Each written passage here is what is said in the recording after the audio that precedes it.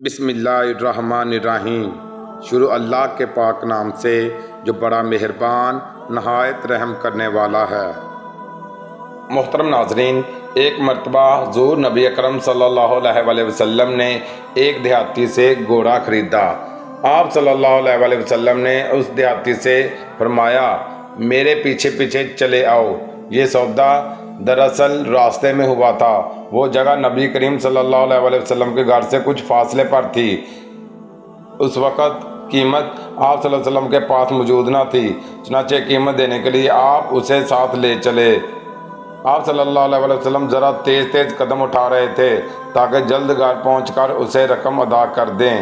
دوسری طرف دیہاتی ذرا سست سست قدم اٹھا رہا تھا، اس لیے آپ اس سے کچھ آگے نکل گئے۔ اس دوران کچھ لوگ اس دیہاتی سے گھوڑے کا بھاؤ تاؤ کرنے لگ گئے۔ انہیں یہ بات تو معلوم نہیں تھی کہ نبی اکرم صلی اللہ علیہ وآلہ وسلم اس سے گھوڑا خرید چکے ہیں۔ کسی نے اس گھوڑے کی قیمت زیادہ لگا دی، اس لیے دیہاتی وہیں سے پکارا، آپ یہ گھوڑا خریدتے ہیں یا نہیں، ورنہ میں دوسرے کے ہاتھ بیچ دیتا ہوں۔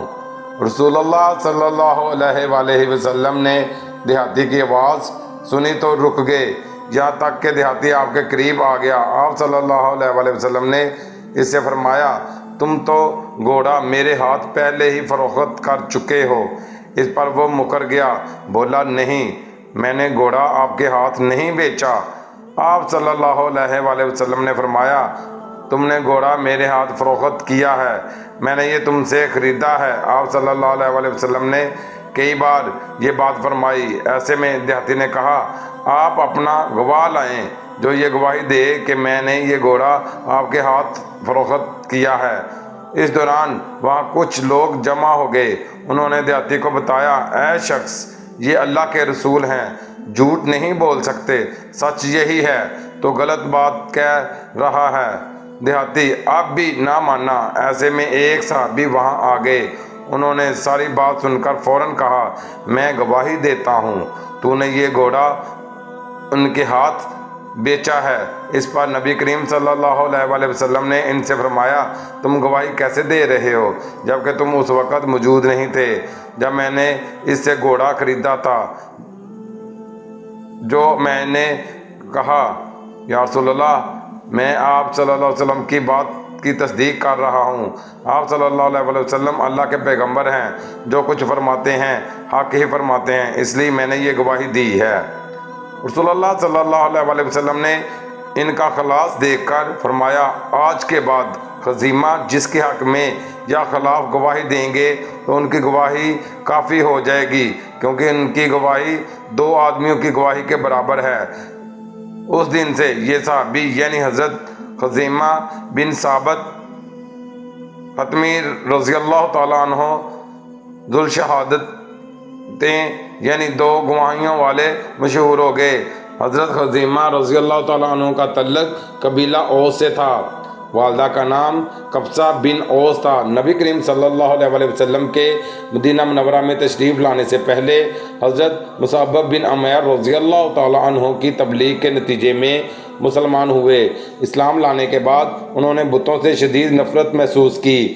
انہوں نے ایک پرجوش ساتھی عمر بن عدی رضی اللہ تعالیٰ عنہ کو ساتھ لیا اور بنو حتمی کے تمام بت توڑ ڈالے۔ نبی کریم صلی اللہ علیہ وآلہ وسلم مدینہ منورہ تشریف لائے تو غزوات کا سلسلہ شروع ہوا۔ قریباً سبھی غزوات میں حضرت خزیمہ بن ثابت رضی اللہ تعالیٰ عنہ نے شرکت کی۔ فتح مکہ کے موقع پر آپ ان 10,000 صحابہ کرام میں شامل تھے جو اس موقع پر نبی کریم صلی اللہ علیہ وسلم کے ساتھ تھے۔ نبی پاک صلی اللہ علیہ وسلم نے بنو حتمی کا جھنڈا انہیں عطا فرمایا۔ یہ علم لہراتے اس شان سے مکہ میں داخل ہوئے کہ ان کے ہتھیار دھوپ میں خوب چمک رہے تھے اور ان کی چمک آنکھوں کو خیرہ کر رہی تھی۔ آپ کو رسول اللہ صلی اللہ علیہ وسلم سے بہت محبت تھی۔ اس کا اندازہ ایک واقعہ سے لگایا جا سکتا ہے کہ ایک رات انہوں نے خواب دیکھا کہ نبی اکرم صلی اللہ علیہ وسلم کی مبارک پیشانی کو چوم رہے ہیں۔